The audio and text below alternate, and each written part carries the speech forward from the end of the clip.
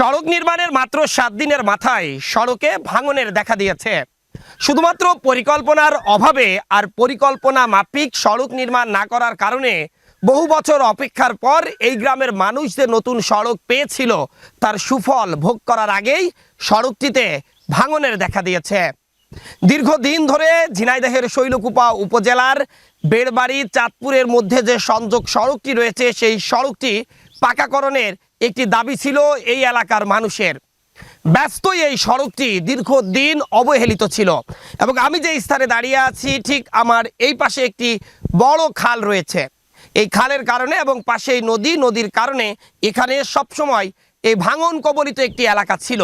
এখান থেকে ঠিক আমার পিছনে যে ব্রিজটি রয়েছে সেই ব্রিজ পর্যন্ত প্রায় 150 মিটার সড়ক, এটি কিন্তু এই পাশে বাদ দিয়ে তারপরে এই সড়কটি আবার নির্মাণ করা হয়। বলা যায় বিশাল এক কর্মযজ্ঞ এখানে চলেছিল, কিন্তু একটু পরিকল্পনার ভুল থাকার কারণে সরকারি এই যে কোটি টাকার অর্থের অপচয় হলো।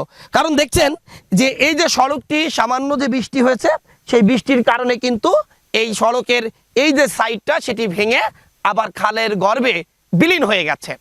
প্রশ্ন, এই পাশে একটি এই যে স্ল্যাব দেওয়া হয়েছে পাকাকরণ করে তুলে, যাতে করে এই রাস্তাটি ভেঙে না যায়, কিন্তু এটি যেহেতু ভাঙন কবলিত একটি এলাকা ছিল, এখানে ভাঙনের ভয়াবহতা সবসময় ছিল। বিগত প্রায় 20-30 বছর ধরে সড়কটি প্রায় বন্ধই পড়ে থাকতো।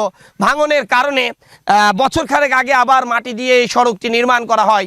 সেখানে যেখানে বড় একটি খাল নদী রয়েছে, সবসময় পানিতে প্রায় টয়টম্বুর থাকে এই পানির 6 মাস, সেখানে এই উপরে যদি স্ল্যাব দেওয়া হতো, অর্থাৎ উপরেও যদি প্লাস্টার করে দেওয়া হতো, তাহলে কিন্তু এই রাস্তাটি আর এইভাবে ভাঙনের দেখা দিত না। কিন্তু আমরা বারবার স্থানীয় যারা ছিলাম তারা তাদেরকে সচেতন করেছিলাম যেখানে আসলে এই পলিস্টার উপর দিয়ে না দিলেই রাস্তাটি কখনোই টিকানো সম্ভব হবে না।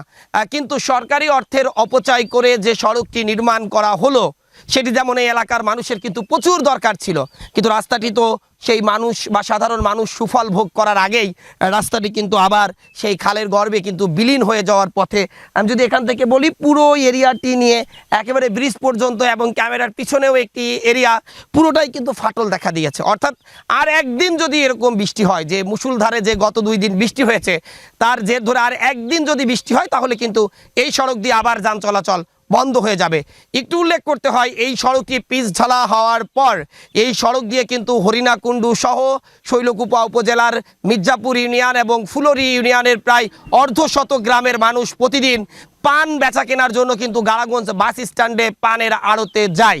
অর্থাৎ প্রতিদিন বিভিন্ন গ্রামের প্রায় সহস্রাধিক মানুষ কিন্তু এই রাস্তাটি ব্যবহার করে তাদের আশপাশের যে দূরত্ব প্রায় 10 কিলোমিটার দূরত্ব কমিয়ে তারা কিন্তু গাড়াগঞ্জ ও তাদের যে কৃষিপণ্য রয়েছে সেটি বিক্রি করার জন্য নিয়মিত যাওয়া আসা করেন। এবং সড়কটি পাকাকরণের কারণে এই এলাকারও কিন্তু জীবনমানের বেশ উন্নয়ন হওয়ার কথা ছিল, কিন্তু আবারও ভয়াবহ ভাঙনের কবলে পড়ে সড়কটি আবারও খালের গর্ভে চলে যাচ্ছে। আর সরকারি অর্থের যে অপচয়টি হচ্ছে শুধুমাত্র একটু পরিকল্পনার অভাবে।